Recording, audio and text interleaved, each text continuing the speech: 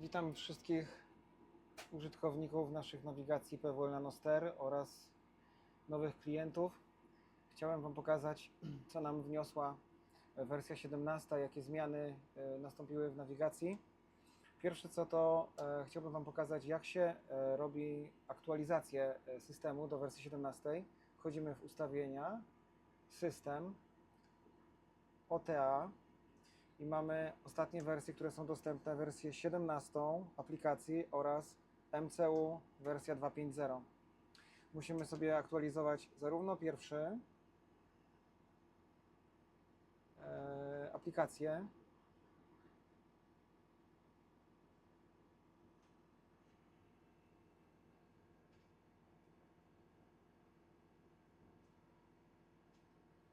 i tutaj Open, jak i musimy ustawienia system OTA, jak i również musimy MCU również aktualizować. Potwierdź. Płyty nie aktualizujemy, zostaje tak jak jest.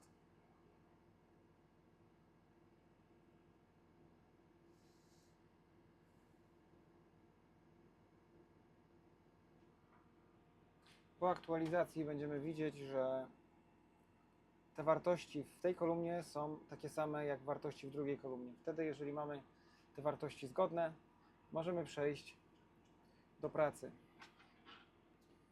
Wersja 17 aktualizacji wniosła nam program zarządzania polami. Mamy planowanie granic, mamy planowanie wielopunktowe poprzez oznaczanie pola we wszystkich narożnikach, jeżeli pole ma kształty ostre, kąty ostre, lub planowanie poprzez objazd tego pola, jeżeli pole jest, narożniki pól są dość obłe. Tutaj Wam pokażę planowanie wielopunktowe. Musimy sobie na tym etapie wybrać, czy granicę będziemy oznaczać jadąc środkiem ciągnika lub mając granicę po prawej lub po lewej stronie. I teraz odpowiednio wpisujemy, załóżmy 20 cm, jeżeli od środka ciągnika granica jest 20 cm, ale to jest troszeczkę za mało w przypadku ciągnika, załóżmy, zróbmy 1,20 m. I wtedy nam się wyświetli literka R, to oznacza, że to jest po prawej stronie objeżdżamy granicę. Jeżeli wpiszemy wartość 0, mamy wtedy środek ciągnika, a jeżeli wpiszemy wartość ujemną,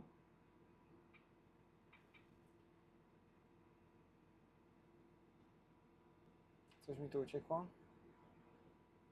jeżeli wpiszemy wartość ujemną, to mamy wtedy literkę L, czyli granicę objeżdżamy z lewej strony od anteny, prawda? My tutaj będziemy mieć z prawej granicę, czyli wpisujemy 120 jako granica będzie zaznaczona i potwierdzamy. I teraz objeżdżając to pole, klikamy sobie na początku przejazdu, klikamy literkę A, objeżdżamy sobie tą działkę. Dojeżdżając, załóżmy, do narożnika, ja tutaj sobie troszeczkę skrócę, bo nie będę jechał do końca. Dojeżdżając do narożnika, klikamy punkt B. Teraz jedziemy do potencjalnego kolejnego punktu.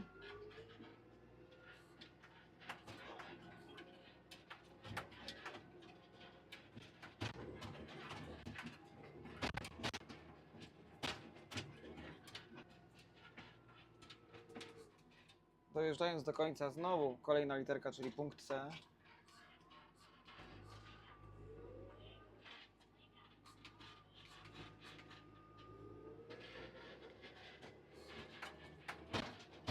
I dojeżdżając do końca, klikamy punkcik D.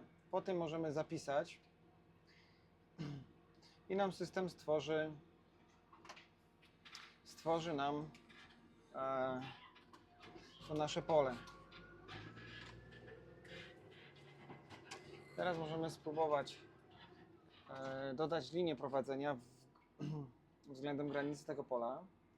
Tutaj ustawiamy sobie odległość bezpieczeństwa od granicy, czyli jeżeli mamy jakieś przeszkody przy granicy, możemy sobie ustawić 10 cm oraz ilość pasów dookoła, czyli ile ma nam namalować linii prowadzenia względem tej granicy pola. No załóżmy tutaj 2 linie prowadzenia i musimy to potwierdzić.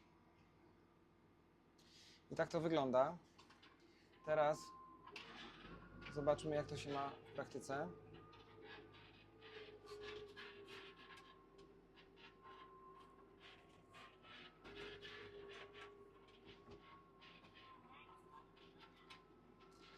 Mamy pierwszą linię prowadzenia wyznaczoną przy granicy i tak nam to prowadzi. A zaraz przy granicy pola mamy pierwszą linię.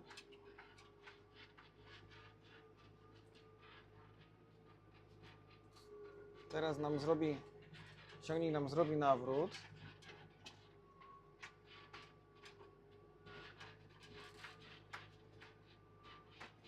Zgodnie z granicami.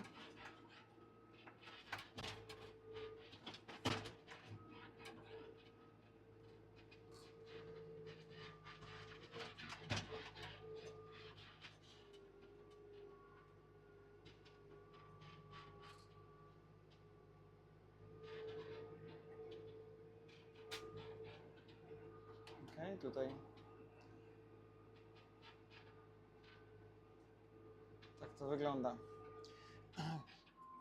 Mamy tutaj później przełączanie pomiędzy liniami, czyli linie, które objeżdżamy dookoła, to jest tak jakby jeden tryb, a drugim trybem to są linie proste, później, które musimy na razie wstrzymać prowadzenie i teraz przełączamy sobie pomiędzy liniami prowadzenia.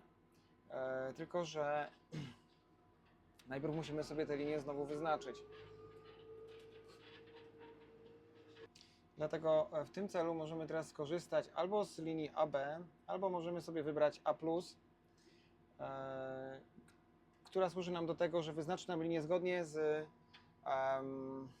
kierunkiem, w którym ciągnik będzie jechał. I klikamy linię A. Wyznaczyło nam teraz linię prowadzenia.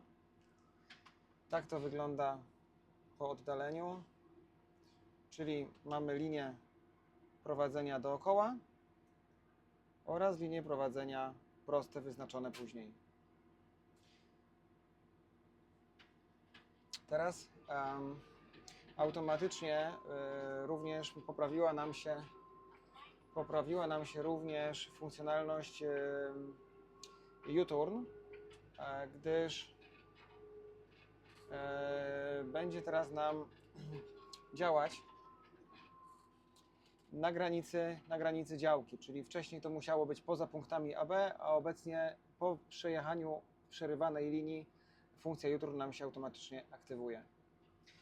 To tak z grubsza chyba wszystkie informacje, które chciałem przekazać. Dziękuję za uwagę.